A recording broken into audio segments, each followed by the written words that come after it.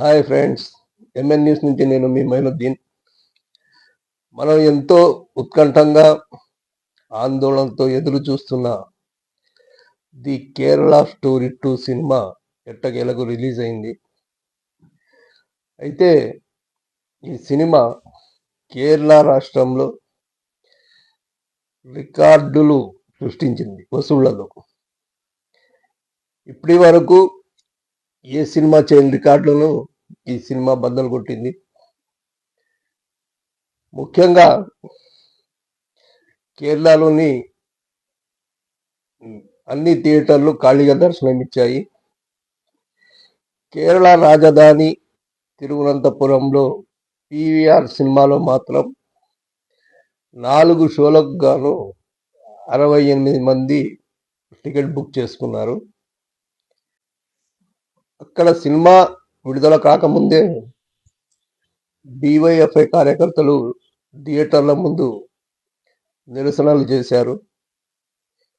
ఈ సినిమా మా కల్చర్కు సంబంధించింది కాదు, ఇక్కడ మాకు కులమత భేదాలు లేవు, మేమంతా ఒకే భాషను మాట్లాడేవాళ్ళం, ఒకే అభిప్రాయం కలిగి ఉండేవాళ్ళం, ఇలాంటి సినిమాలు మా రాష్ట్రాన్ని విడదీయలేవు, ఇక్కడ మాకు గోమాంసం అందరం తింటాము, ఒక ముస్లింలనే కాదు హిందువులు కూడా తింటాము అని చెప్పేసి బీఫ్ పరోటా తింటూ వాళ్ళు ఐక్యతను చాటారు.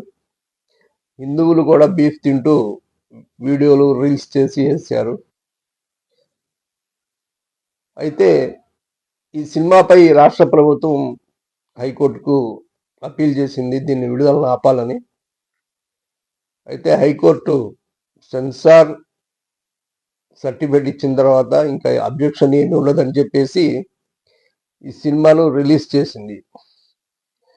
రిలీజ్ చేసిన ప్రజలందరూ కూడా ఐక్యతగా ఉంటూ ఈ సినిమాని రాష్ట్ర వ్యాప్తంగా థియేటర్లకు వెళ్లకుండా ఆపగలిగారు. పార్ట్ 1 సినిమాని 15 కోట్లు పెట్టి తీశారు. అది 303 కోట్లు వసూలు చేసింది. అంటే రికార్డు స్థాయిలో డబ్బులను సంపాదించి పెట్టింది. అదేవిధంగా పార్ట్ 2ను 30 కోట్లతో సినిమా తీయడం జరిగింది. ఈ సినిమాను ఇప్పుడు కేరళ రాష్ట్రంలో 2-3 నెలల్లో జరిగే ఎన్నికలకు ప్రభావితం చేయడం కోసం ఈ సినిమాను విడుదల చేస్తున్నారు అని చెప్పేసి వివాదాలు మొదలయ్యాయి. అయితే కేరళ ప్రజలు మేము దేశం మొత్తంలో చదువుకొని జ్ఞానం ఉన్న వాళ్ళల్లో మేము మొదటి స్థాయిలో ఉన్నాము. మాకు ఎటువంటి మతోన్మవాదులు కానీ ఎటువంటి అరాచక శక్తులు కానీ మమ్మల్ని విడదీయలేవు అంటూ వాళ్ళు ప్రకటనలు ఇచ్చారు. ఇచ్చిన విధంగానే వాళ్ళు ఈ సినిమాని బహిష్కరించారు. దీని గురించి ఇక్కడ మన తెలుగు రాష్ట్రాల్లో కొంతమంది మొరగడం మొదలుపెట్టారు. ఈ సినిమాను ప్రతి ఆడపిల్ల తల్లిదండ్రులు చూడండి, ముస్లింలు మీ అమ్మాయిల్ని ఇలా మాయమాటలతో ఒప్పించి జీవితాలు నాశనం చేయడానికి వస్తున్నారు. ఇప్పుడు ఈ సినిమాలో ఉన్న అమ్మాయికి ఇలాంటి అనుభవం జరిగింది, రేపటి రోజు మీ అమ్మాయికి కూడా జరగవచ్చు అని చెప్పేసి వీళ్ళు మతోన్మవాదాన్ని రెచ్చగొట్టడానికి ఇలాంటి ప్రసంగాలు చేశారు. మన తెలుగు ప్రజలు కూడా చాలా మంచి మనసు గల వాళ్ళు. ఏదైనా అమాయకంగా కనిపిస్తారు కానీ అమాయకంగా నమ్మరు. ఒక పార్టీ తన ఓట్ల కోసం ఇలాంటి జిమ్మిక్కులు చేస్తుందన్న సంగతి ప్రజలు ఎప్పుడో గమనించారు. అయితే ఆ పార్టీకి తొత్తులుగా ఉన్న వాళ్ళు మాత్రం మారడం లేదు. ప్రజా సమస్యల మీద వాళ్ళు ఎప్పుడూ మాట్లాడలేదు. ఎంతసేపు మతోన్మవాదం అంటూ జనాల్ని రెచ్చగొడుతున్నారు అంతే తప్ప ప్రజలకు నిజమైన కష్టం వచ్చినప్పుడు ఆ దరిదాపుల్లో ఎక్కడా వీళ్ళు కనబడడం లేదు. ఇలాంటి వాళ్ళకి మన తెలుగు రాష్ట్రాలు కూడా బుద్ధి చెప్తాయని కోరుకుంటున్నాను. దీనిపై మీ అభిప్రాయాలు చెప్పండి.